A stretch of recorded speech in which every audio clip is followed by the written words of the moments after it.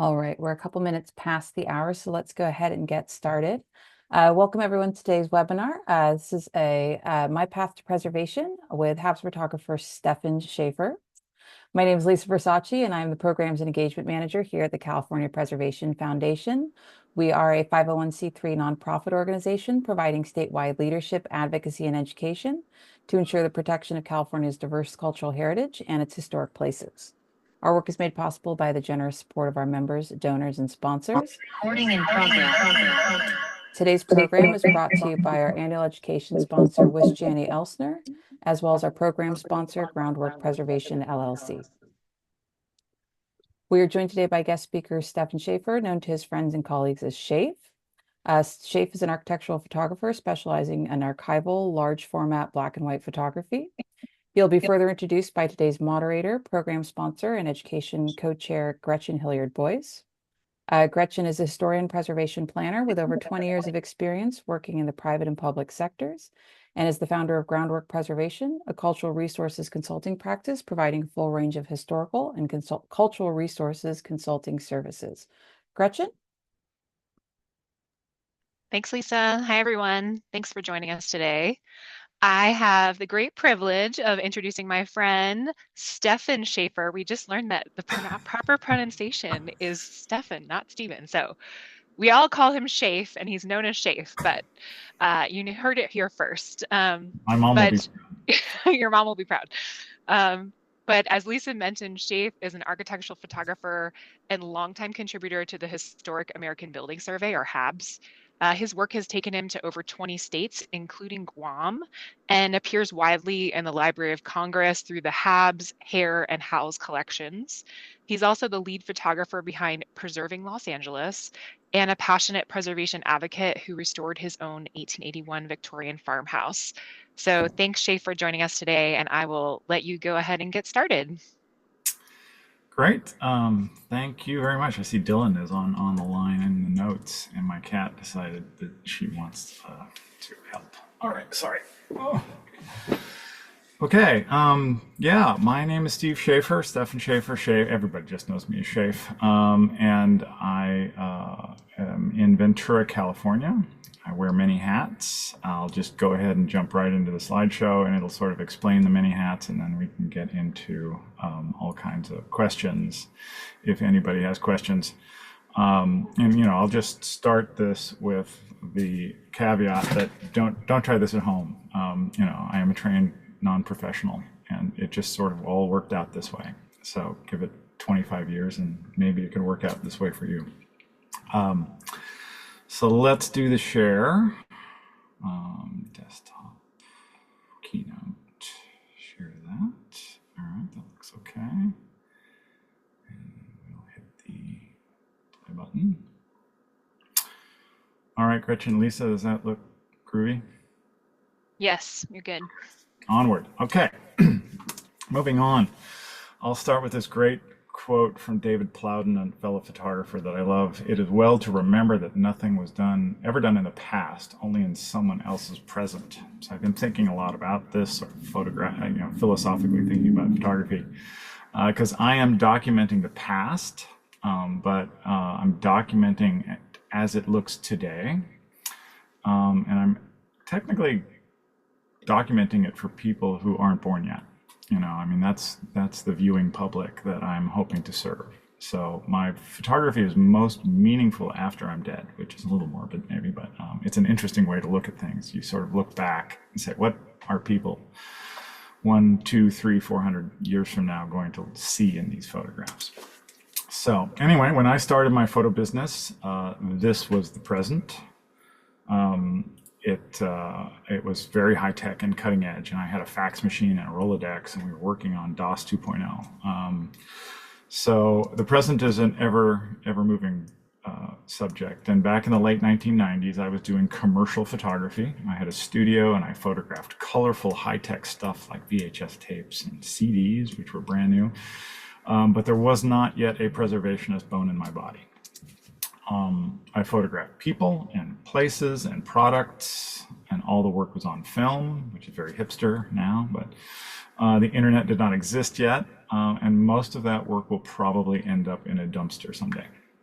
because much of it was out of date a month or a year after I took the pictures, especially if you're working for, circuit boards and computer equipment and anything in the field of marketing.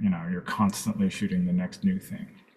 So I'm not sure any of my old work qualifies as historically significant. So back in 1996, I also bought a house. My wife and I bought a house where a wee Scottish seamstress named Betty Hamilton had lived.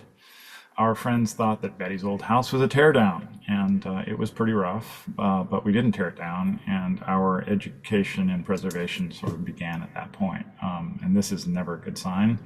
We did not know anything about preserving an old house, and we just started to work on it, and we literally started to chip away at it, and we asked for lots of advice. Never asked your contractor for advice. Most of that advice was wrong. So consequently, we went a tad further than we expected. I don't think this meets the Secretary of the Interior standards.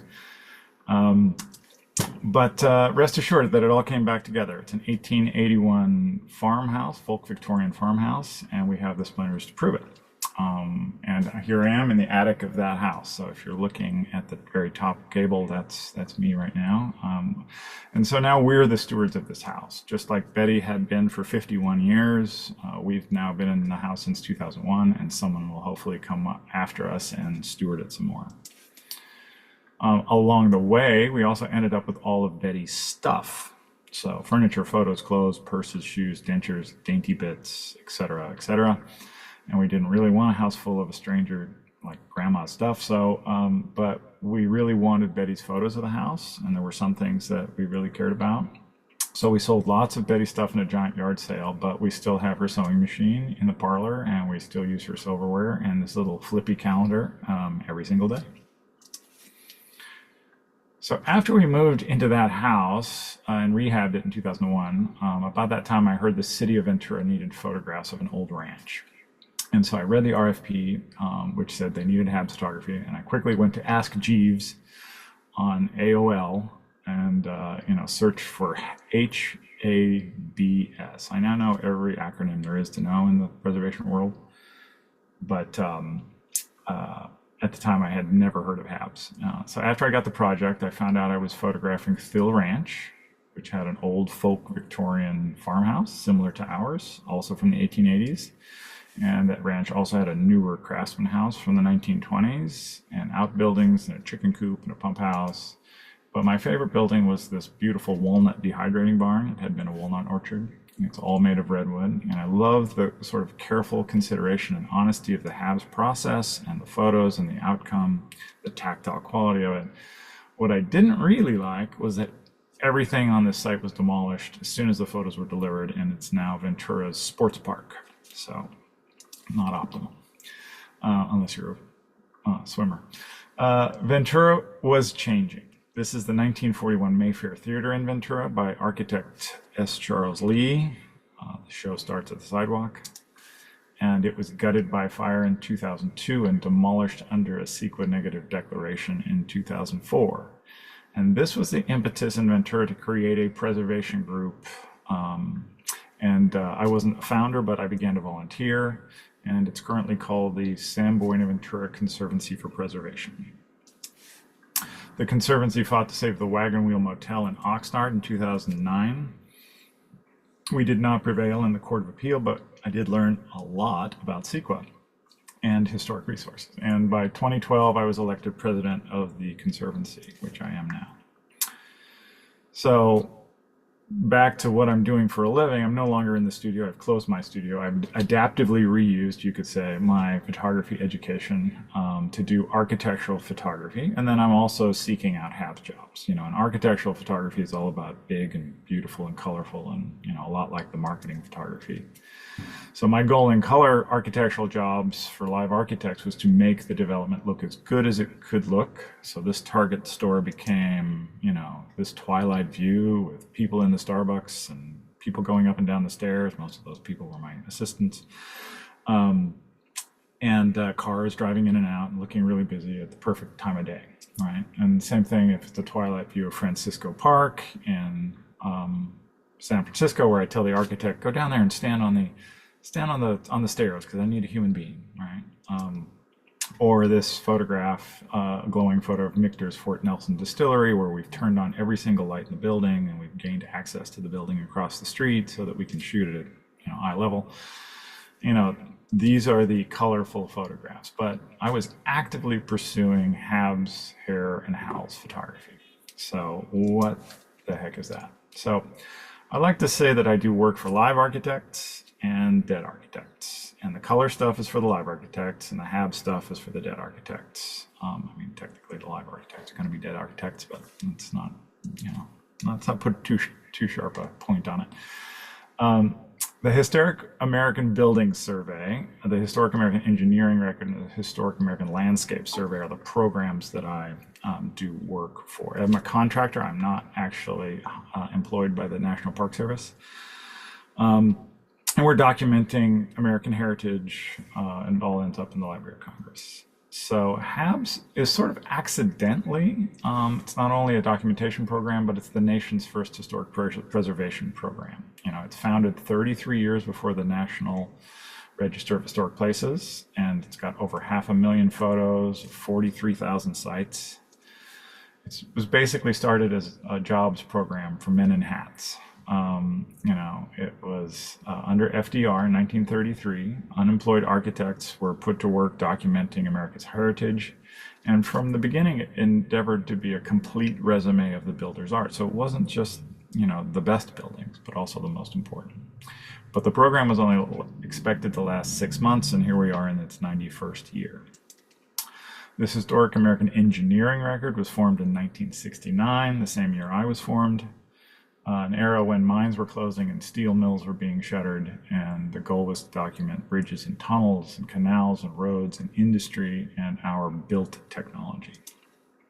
And then the last one came along, HALS. It's the newest collection, which came online in 2000, and it documents the gardens, parks, cemeteries, and human-made cultural landscapes that don't fit into those other two programs.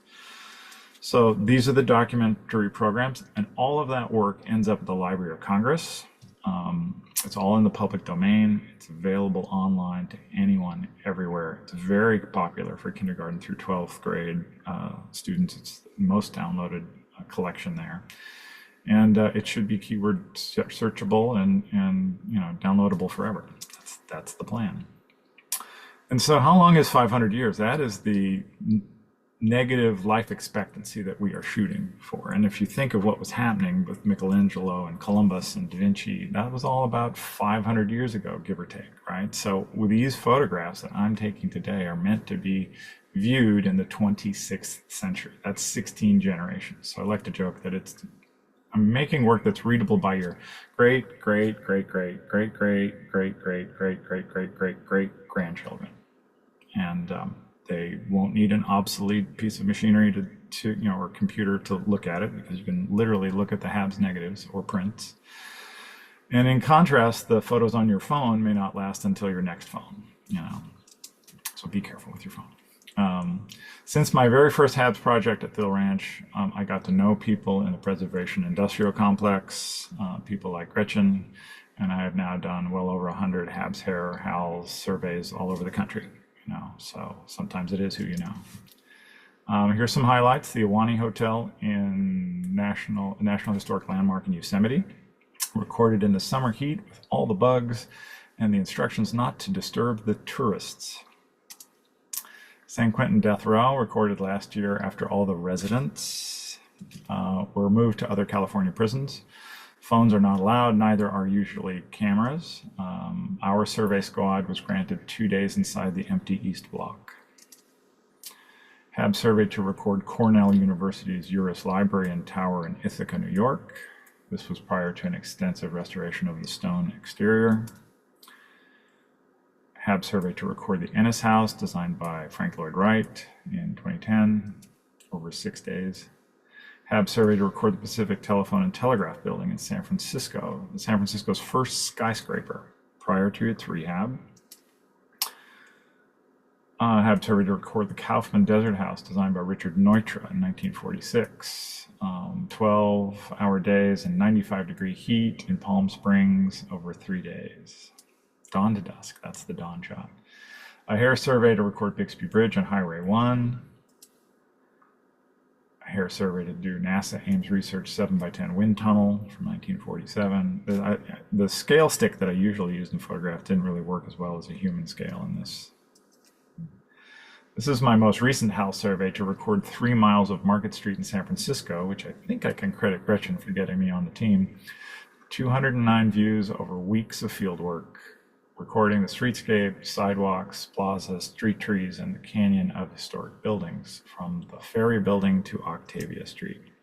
So those are some HABS projects, and then I've also made contacts with planners and preservationists and politicians, and Ken Bernstein, who's basically had a lot of those different hats. And I was asked by Ken if I would be willing to do the photography for his upcoming book, Preserving Los Angeles, available in fine bookstores near you. After months of driving around Los Angeles during the COVID lockdowns for this book, I then took 2 weeks of post-production to get the select photographs edited. For the photographers in the audience, my Preserving Los Angeles photo database has 19,612 images for just this one project. And that edited down to just over 300 images in the book. So I get it right about 1 in every 65 photos, a little under 2% of the time. So it's probably a good thing I didn't become a doctor. My favorite photos are the cover shot of the Orpheum Theater downtown and the Twilight of Pan's coffee shop.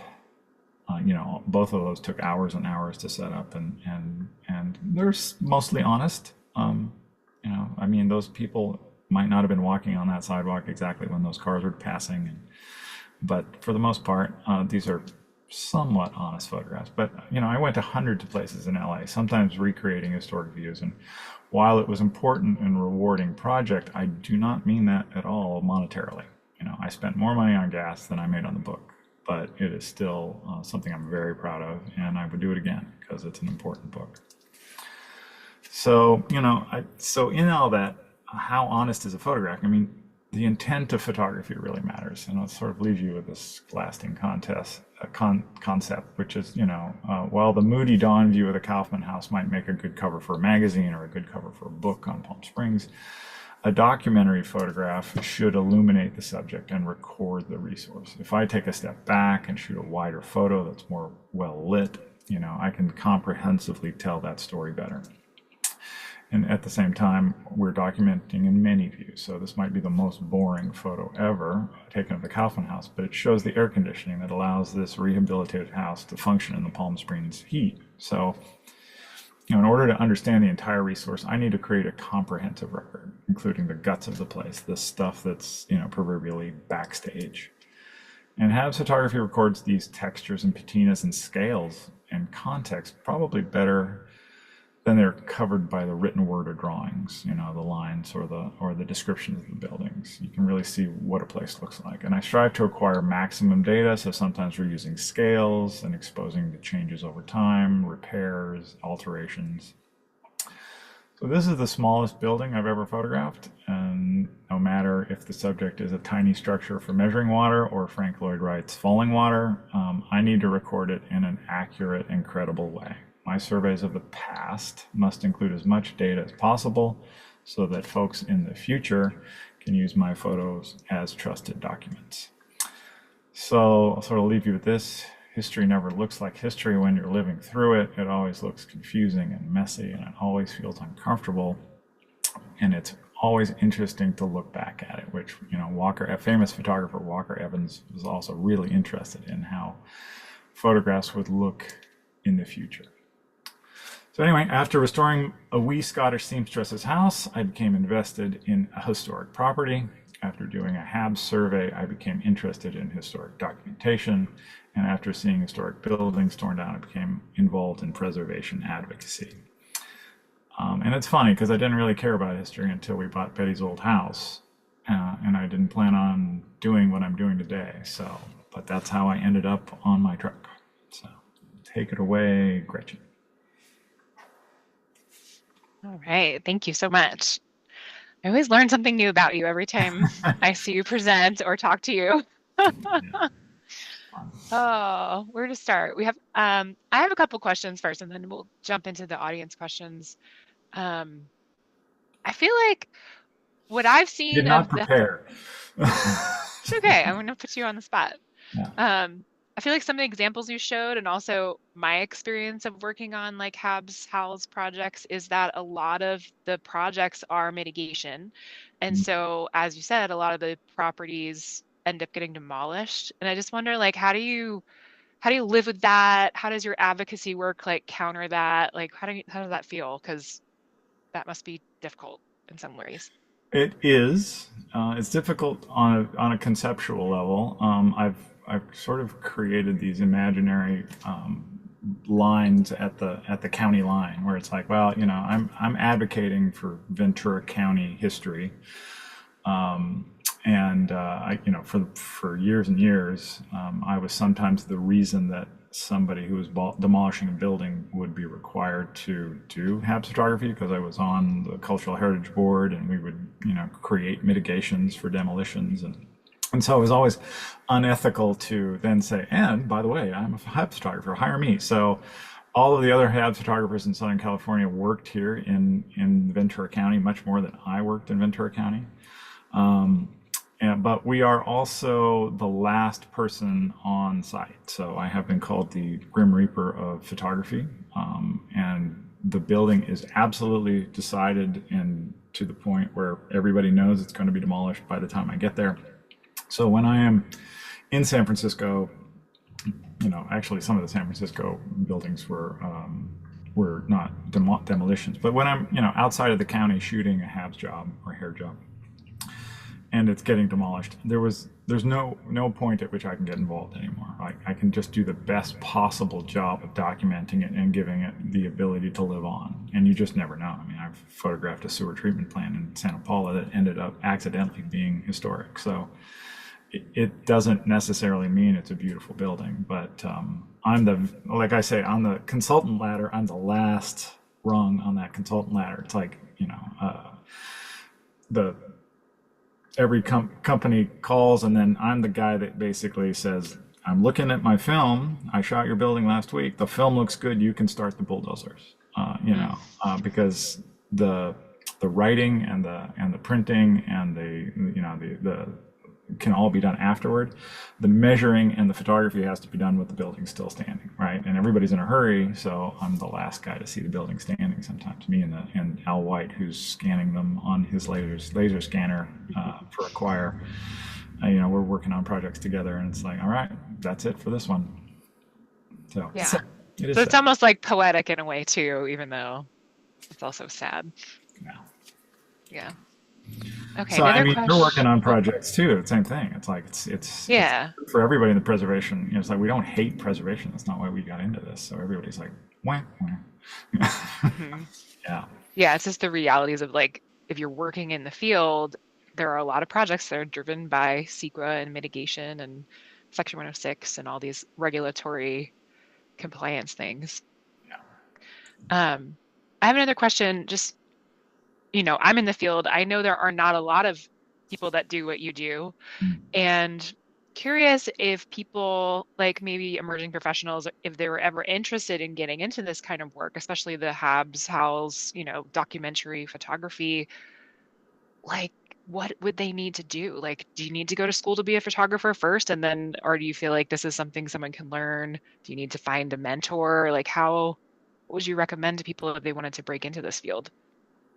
Well, I can't say I'd recommend it. It's a great. So there's two things. It's a great field if you look at the fact that I just saw that Dennis was on the chat. So it's like you got a whole bunch of old white guys that are about to die.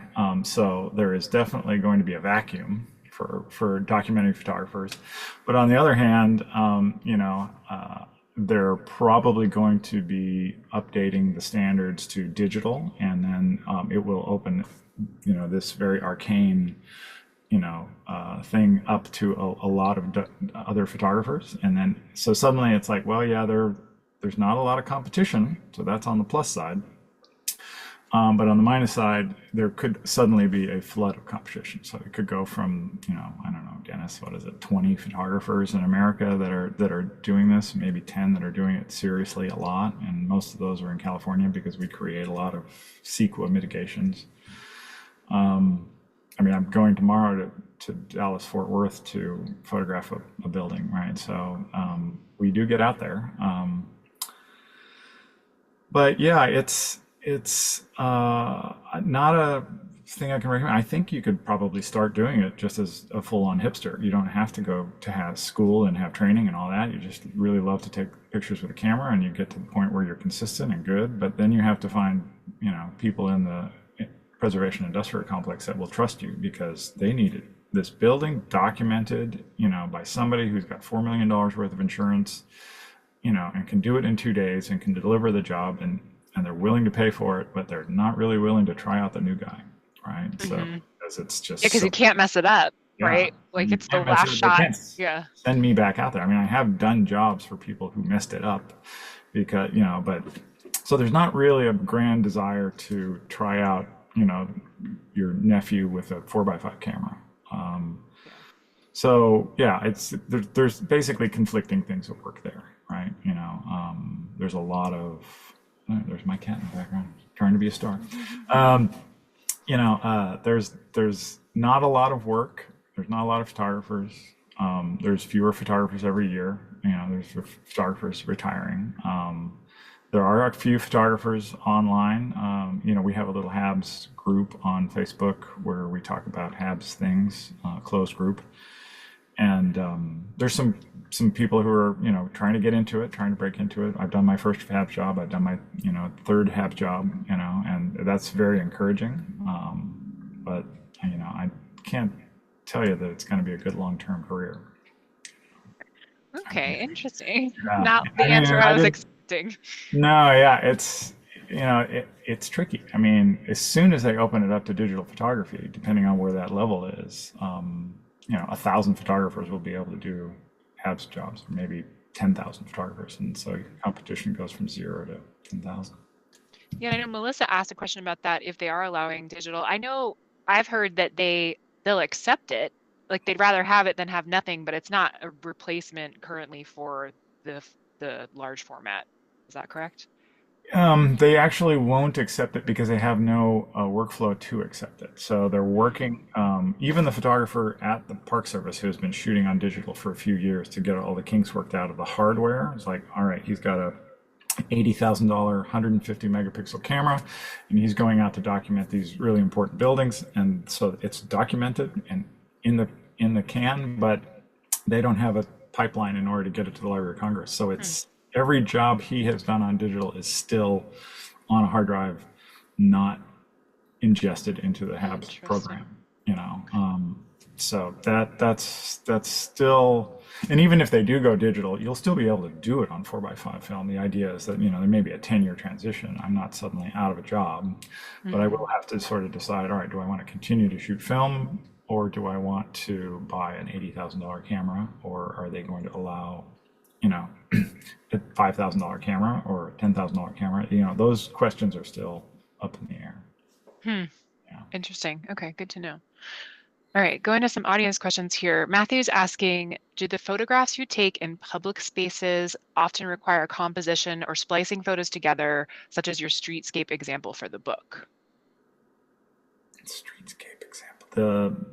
The book shots don't have this, what I've been philosophically starting to refer to as the concept or the context of credibility around them, right? It's a book. I happen to have what I call a Photoshop aesthetic that it tends to be more documentary, but yeah, the front cover of the book has people walking, and those people were walking at a different time than the cars were driving, and at a different time that the clock tower was perfectly lit, and so all of those got layered and spliced into one beautiful color photograph from a camera position that didn't change for 2 hours, probably, which took 150 different photos, and then the 5 best pieces were put together. Because at one point, a truck parked in front of my camera, a mail truck, and I had to convince the mailman, like, please don't park there, because I'm right in the middle of shooting this. And then they had cones out, and a bus dropped off people, and I got the people to take the cones away.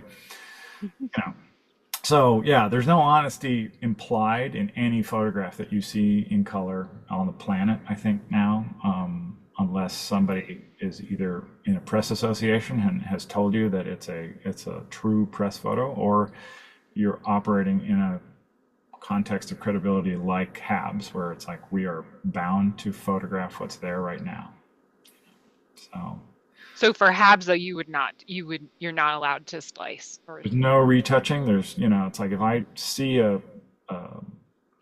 cigarette butt on the ground and I don't want a little white dot in that final photograph, I go and pick up that cigarette butt and throw it away, right? So otherwise that cigarette butt stays in the final photograph.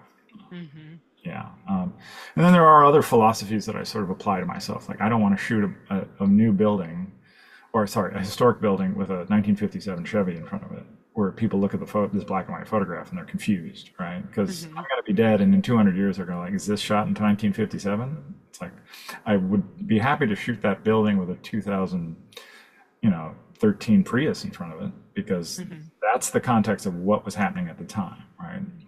So, yeah, as long as it's not covering up anything incorrect, it's like I want things in my photographs that fit the context of the time that I'm shooting it.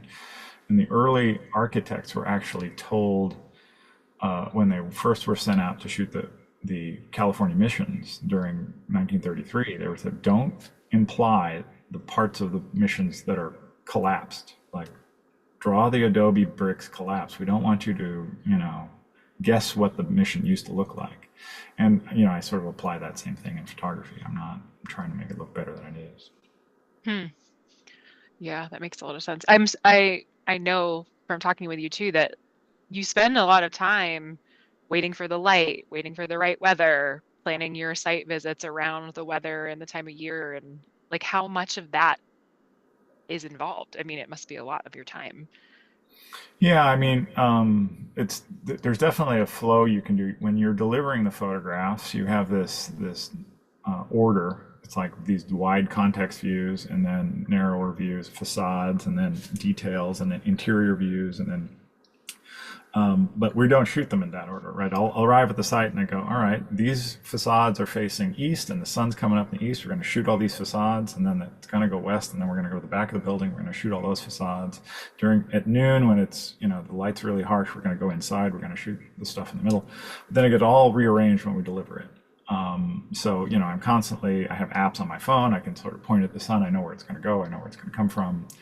I love a cloudy day because I don't have to worry about that. And I get, all my shadows are filled in. So it's sort of this combination of planning and working with the environment. Because I'm teaching at USC right now an architectural photography class, and I'm like, you can't move the building, right? So as an architectural photographer, you've got to know where the sun's coming up, where it's going.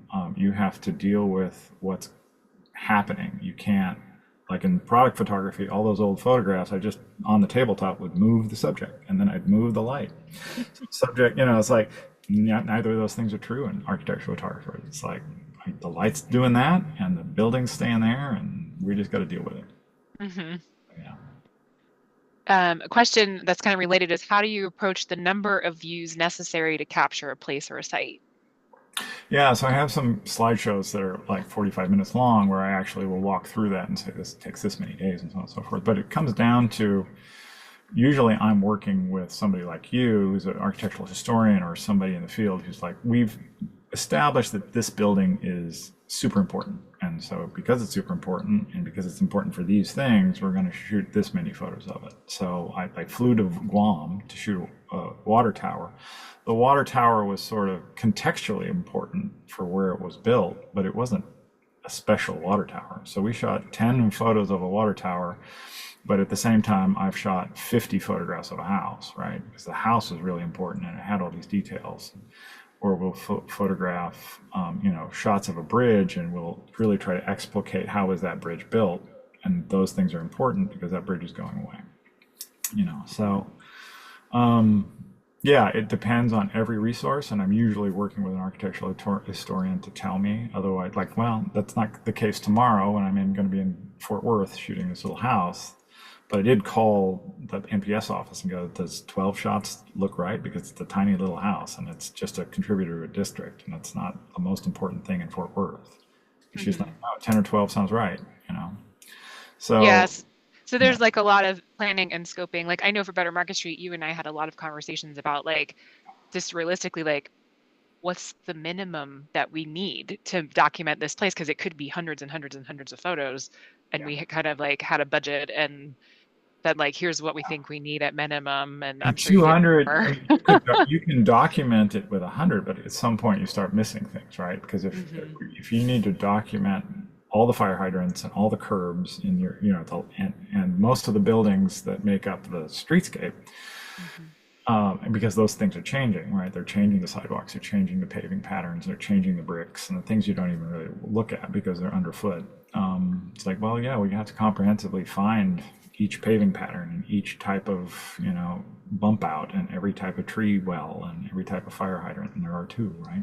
It's Hmm. and the street lights um, so yeah, you could have taken. I took 209. And 9 of those were, I think, transparency, so they're duplicates. So really, it's 200 photographs. You could do it in fewer, but I feel very comfortable with the fact that it is comprehensively documented. We didn't miss anything. Yeah, and for that one, it was mitigation, and so that we had like a requirement that we were documenting all the physical features that were going to be changed by the project, and so that also drove that scoping. Yeah, I almost took 200 photographs of the Iwani Hotel and its cabins, but what was triggering that was they were putting fire sprinklers, fire exits, a couple of fire exits, and fire sensors in every single ceiling in every single room of the building, right? So the building's not demolished, but every ceiling got changed, and some of those rooms are incredibly historic, right? Obviously, the Grand Lodge and the solarium and things like that. And so, well, yeah, you're going to impact every ceiling. Hmm. All right. More technical question is, what's your go-to cameras and lenses for different types of projects? Yeah, so I shoot 5x7 when I can, and when it's a really important building like the Iwani or Kaufman House or Innes House. I can also shoot 4x5, like that's what I'm taking with me to Dallas or Fort Worth. So I use Cambo cameras because they are just really sturdy, and I like certain features of them. They're not particularly compact, but almost everything goes out with me in the truck. This Fort Worth job is sort of unusual. I'm using a Toyo camera for that because it's really compact. But yeah, I'll have 400 pounds worth of equipment in the back of the truck with the roof deck and the ladders and lights and generators and stuff like that. I'm shooting on a variety of lenses from 55 wide to 450, and using HP5 black and white film and E100 transparency film. And I mean, there's not a lot of choices in film anymore, but there's still film, and you can thank the hipsters for that, which is kind of strange. If it wasn't so popular to shoot film anymore, these film companies would have gone out of business. So thank you, hipsters. Hmm. That was like a resurgence. Yeah. Okay. All right, I'm going to keep going through. Dylan has a question here. Is it a growing or threatened field, and does this affect the cost or feasibility of mitigation? Like if there aren't that many people that can do it? Yeah, I mean, it's not cheap to do. It's thousands and thousands of dollars to do a HABS project, and it's probably more expensive than if there were fewer people or if there were more people. So that's true. But if the guidelines come out and they say you need to buy an $80,000 camera to do digital versions, which is what the camera that they're testing at the Park Service, not everybody's going to jump on that bandwagon either, right? Hmm. So. And it's a process where if I go out for a day of photography, or any of us guys, Tavo or Dennis or I go out for a day of photography, we're probably spending 2, 3, 4, 5 days after the fact doing post production and darkroom work and cataloging everything and doing the scans and the prints and the.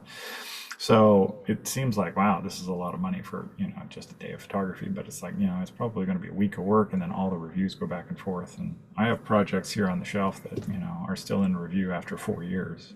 We just finished that tunnels job and I delivered it the other day, Gretchen. So when did we do that? Like 2018? 6 years ago? Yeah. So it was literally, I got the email back from Patrick and it just said, sorry for the 5 year delay. I'm like, yeah.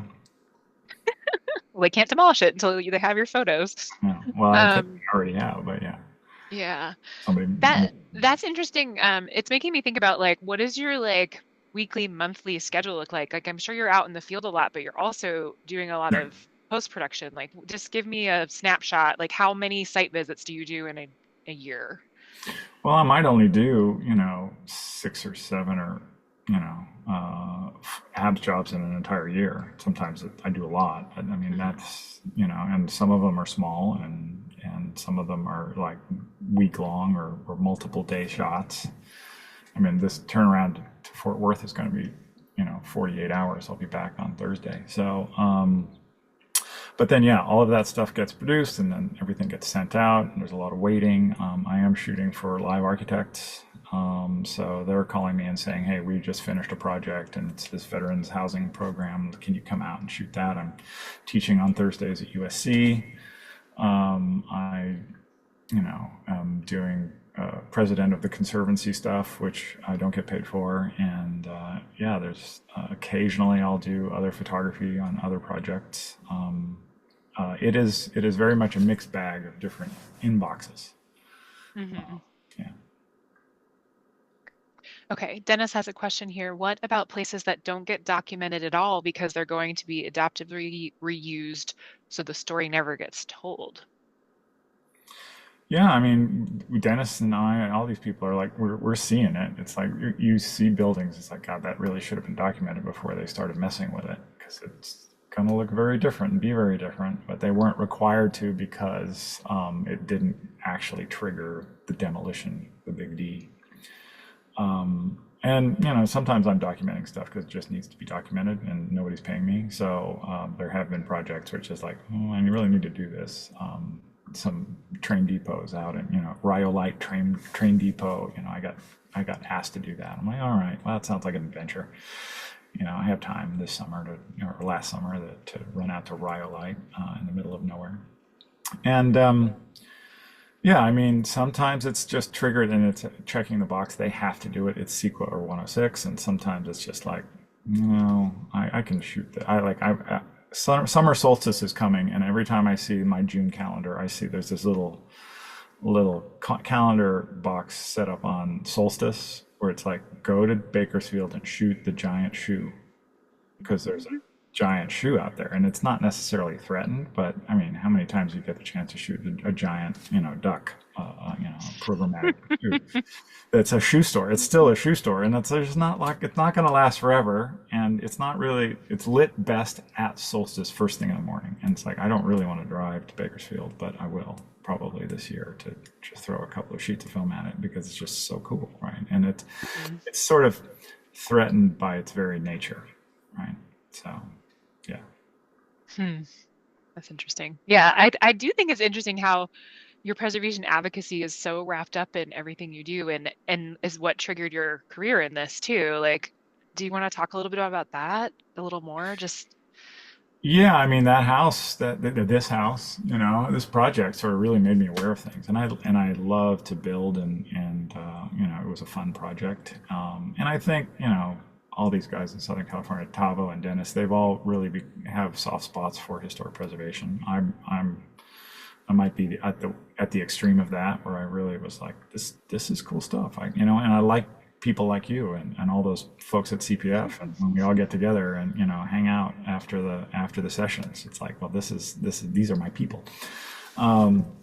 Even though I hate people, so I'm not sure how that. I don't But believe that. I don't shoot portraits for a reason. When I was 17, I started shooting weddings. So it's like you really don't know when you're 17 and you're like, I like cameras, and you start shooting weddings that you're someday going to be president of a conservancy and on a webinar talking about how the hell did I get here? Because I'm still not sure. Yeah, Hmm. You just but followed those threads yeah, and I opportunities. think it really does come out in my photography that I like historic preservation, and so I'm in it. It's like I really want to do this, right? I'll sharpen my pencil to get that job. That's how I got the Iwani job with very little experience. I'm like, no, that's worth doing. I'll figure out how to make that work. I'm going to bring Sherry as my assistant, my wife, and we're going to, just sort of make it a slash working vacation. She's like, it's never a vacation. It's always working. 12-hour days. Yeah. Um, Mention that a little bit too, because you sometimes need an assistant, you sometimes need security detail. Like, who else is involved in some of these jobs? Yeah, I use freelance assistants who are also photographers, so they're usually also insured as assistants. Or I will, like on the Market Street job, we hired security because Market Street got kind of sketchy at times, depending on where you were, and have been bad things happening to photographers in San Francisco. So we basically dressed ourselves up, in orange vests and with an approach that instead of having equipment that was easy to steal, we were pushing around a cart that weighed about 250 pounds that we'd have to put on a trailer on the back of the truck every night. And it's like, if you wanted to steal our equipment, you would have had to push it down the street at 250 pounds, and it would just have been impossible, right? I had my digital camera and something that looked like a wastebasket hanging off the side of this cart. And it's like, well, we got our hats on, we got our orange vests on, and we're not really presenting like photographers. We're presenting like we're doing some survey or something like that because we didn't want to look touristy. So, but yeah, it takes a team. I have people, a lab that I work very closely with that I have calibrated, all the back end work with. So I'm either developing it with them or they're developing it for me to my specifications, and I'm doing testing all the time, or I'm in the darkroom doing prints and. Yeah, so there's a whole team. Yeah, great. Okay, back to technical questions. Shelby's asking, what kind of equipment is needed to start taking HABS photos? Does Schäf have a cost investment estimate? Well, you could get one lens on eBay for $275, and you could get one camera on eBay for $275, and a couple of holders and this and that. For under $1,000, you would have enough stuff to point at a building and make a historic document.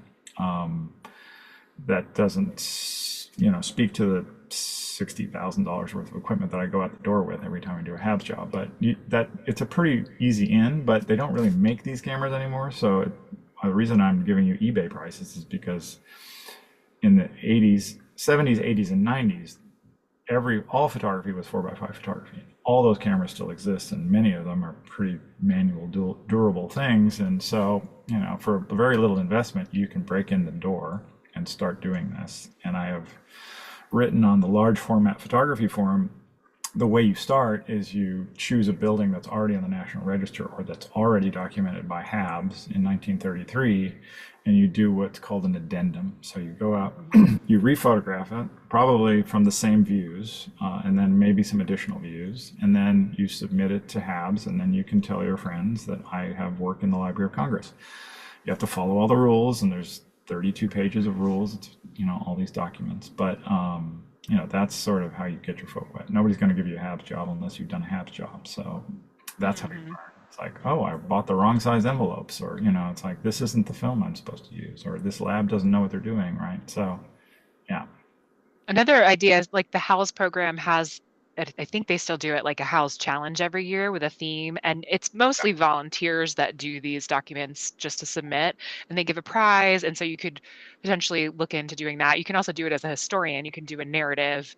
You can do the written narrative, the architectural drawings, and photography if you want. And that would be a way to get like some examples under your belt. Yeah, I mean, the Park Service takes donations, and there's a on the NPS HABS page, it'll talk about how to do a donation to HABS or HAER or HALS. It'll give examples. It doesn't really drill down into, all right, this is how you would do an addendum, an additional piece, but it's there, and I think that's easiest because then you're not reliant on a historian who you may not know yet, or somebody to write a report or any of that. It's like, we know this building's historic. It's already in the HABS collection. We're just, updating photographs so that you have the photographs from 1933 and the photographs from or for 2025, 90 some years apart. Or, any building, even a building that was shot in 1960 can be really interesting. Or if there's a building going to be demolished and nobody's doing anything about it, you can do that too, right? Just has to be historic. Yeah. Andrea says in the comments, this year's HALS challenge is landscapes of roadside America. So you could submit your shoe. There you go. Schäf's gonna win. That's right. I mean, there's not much around it except sidewalk. I don't think it has. Well, interesting. Okay, let's see. Another question from the audience. Is it worth it or valuable to document elements that still stand while the majority of the original building is demolished? For example, the smokestack of the Klopman fabric plant in Pert, Virginia were demolished along with the majority of the plant, but some buildings still stand, and I believe that they were but not as they were in the 1960s. Yeah, I mean, I think we don't know. There's this really sort of accidental. It's like they didn't know when they started the program that it was going to be a jobs program that would last 90, hopefully to 100 years, and we don't know what somebody's going to be looking for. So when I'm talking with Mary at the Park Service, who's the person in charge of transmittals, she's like, oh yeah, somebody was searching for phone booths.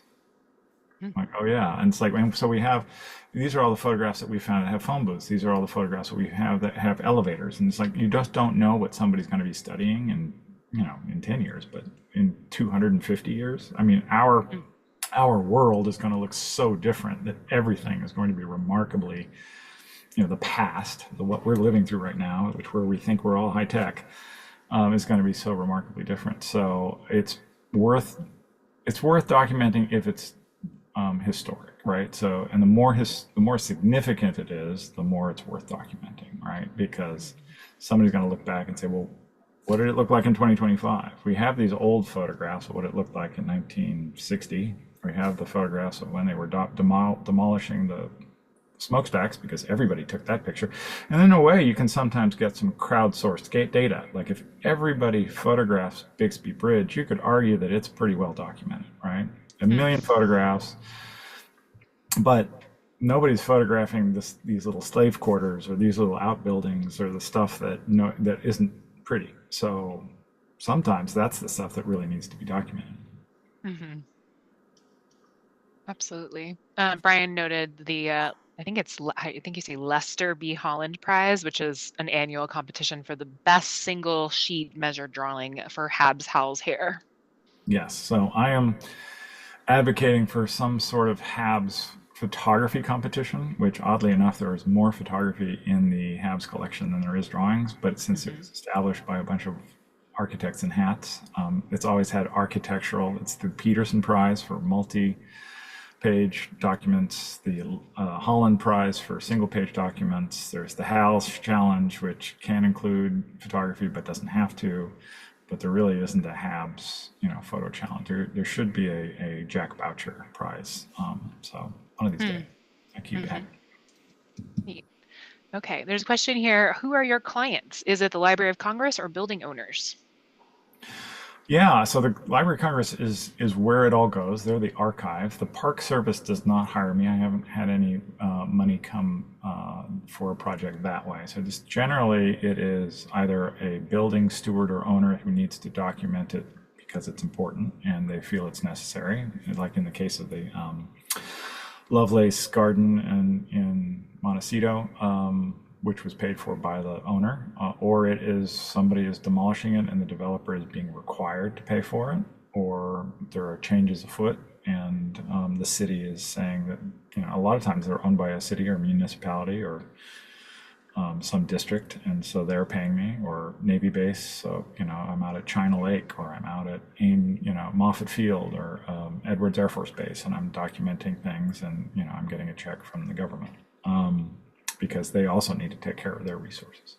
Mm-hmm. So, and then it gets donated to the Park Service, or it gets sent through the Park Service system formally, because it's a Section 106, and then everybody's checking boxes and making sure that, it's all meeting the mitigation requirements. Can you talk a little more about that? Because we had a question asking, do adverse effects usually require HABS documentation? Can you just talk a little bit about the mitigation aspect of this work?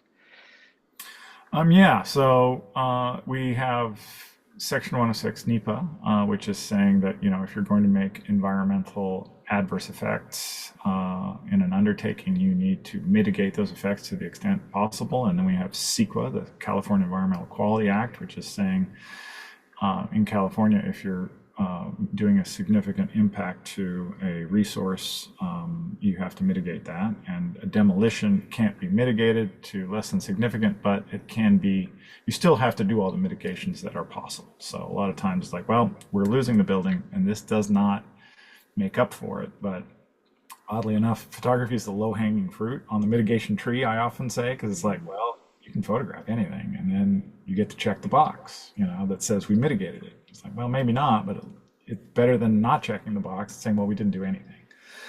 So those activities, whether it's demolition or alteration or change of use or whatever, create it's like a need for a document, and sometimes it's one or two photographs, and sometimes it's 200.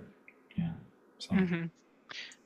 Yeah, and it seems like it's the minimum documentation that's required for CEQA in Section 106 in my experience. Like you at least do HABS, HALS, HAER for the resource, plus usually some sort of interpretation and or like for Better Market Street, we had quite a lot of mitigations like public programming series, and because that was a huge adverse effect. And so the mitigation is sort of at the scale of the effect usually as well. And that also, they required a self-published book, which I've done for a couple of different mitigation programs. I try to tell people it's like, yeah, this is going into the the Library of Congress, but people might not know to look there. So if you have a printed book in your library, in your town where the thing existed, somebody might stumble across it, or some student might be doing local history and realize, oh, before we tore down the library in South Berkeley, it looked like this, and it was really cool.